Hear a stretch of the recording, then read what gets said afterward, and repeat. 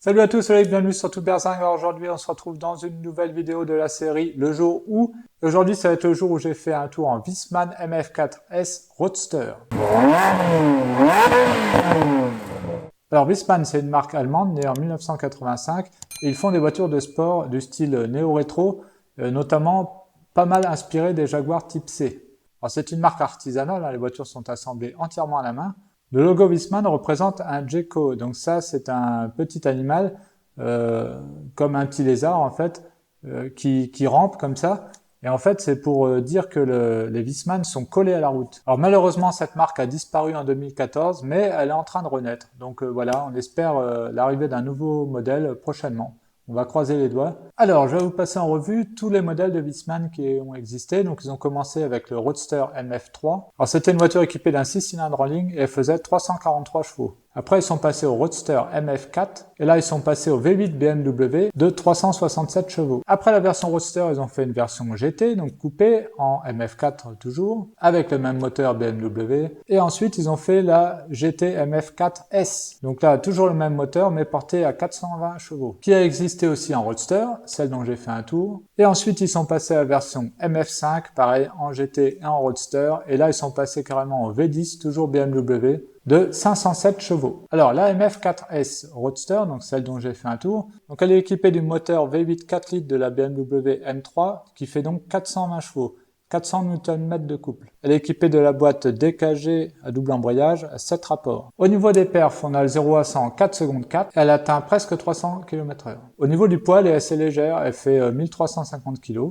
Et donc, comme je vous disais, c'est une marque artisanale. Et donc là, il faut compter 350 heures pour en monter une entièrement. Alors, c'est des voitures qui étaient faites entièrement sur mesure. En fait, le client pouvait choisir entre plein de possibilités, notamment 400 types de cuirs différents et des milliers de combinaisons de coloris. Il y avait même une dizaine de jantes différentes au choix, c'est énorme. Alors l'intérieur c'est tout cuir, et quand je vous dis tout cuir, c'est vraiment tout cuir. Il y en a partout, même derrière les sièges, partout. D'ailleurs, je vous ai mis la Wiesmann dans mon classement du top 10 des plus beaux intérieurs, je vous invite à aller voir la vidéo. Enfin voilà, en tout cas, moi c'est vraiment ce qui m'a le plus marqué dans cette voiture. Donc je vous mets la vidéo tout de suite, et on en reparle après pour avoir mes impressions.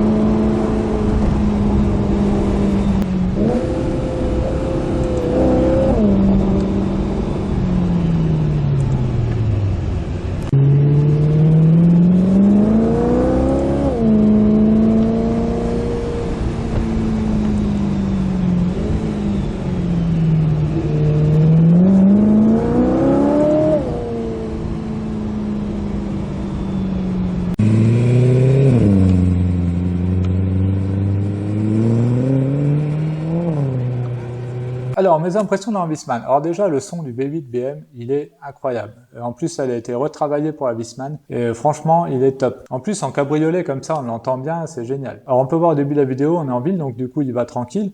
Et c'est impressionnant parce que la boîte, elle monte très rapidement les rapports en fait. C'est-à-dire que même en roulant à une vitesse assez basse, on roule dans un rapport assez élevé, donc ça c'est pour éviter la consommation. Et après c'est parti, quoi. On voit que quand on arrive sur les routes, enfin quand on est sorti de ville, là il envoie vraiment fort. Et franchement ça pousse vraiment fort. On a vraiment des bonnes sensations parce que là c'est vraiment un cabriolet, un vrai cabriolet. Donc, du coup on a des super sensations de vitesse. Et là on voit bien que vraiment quand il appuie, la boîte elle laisse monter haut dans les tours. Donc ça c'est génial. On en prend plein les oreilles, on est collé au siège. C'est vraiment impressionnant. Par contre, bah voilà, une fois de plus, boîte à double embrayage. Donc, si vous commencez à me connaître, vous le savez très bien que j'aime pas les boîtes à embrayage. Et là, bah voilà, c'est pour moi le gros point faible de cette voiture. Je trouve ça dommage d'ailleurs qu'une voiture néo-rétro comme ça soit pas équipée d'une boîte manuelle. Pour moi, ça devrait être une boîte manuelle dans une voiture comme ça, parce que là, vraiment, c'est trop lissé, quoi. Comme je vous le dis à chaque fois, hein, quand je vous parle de boîte à double embrayage, c'est trop lissé, du coup, il y a pas de sensation, il y a rien, il y a pas d'à-coup, quoi. On ressent pas la rageur de la voiture. Donc voilà, je trouve ça dommage, surtout dans une voiture rétro. Enfin voilà, je garde vraiment un très bon souvenir de cet essai, parce que c'est une voiture déjà très rare, hein. Les Wiesmann, a priori, il n'y en aurait qu'une quinzaine en France, donc c'est vraiment très peu. Et voilà, cette ambiance de cuir partout et tout, enfin, c'est génial. Le son du V8, voilà, c'est vraiment une voiture top. Voilà, le seul point faible vraiment, c'est cette boîte à double embrayage. Alors c'est clairement une voiture qui pourrait me plaire, mais bon, c'est un peu cher. Elle vaut quand même enfin on en trouve à peu près dans les 190 000, 200 000 euros. Donc voilà, ça pique un peu quand même. Après voilà, on va voir si la marque renaît.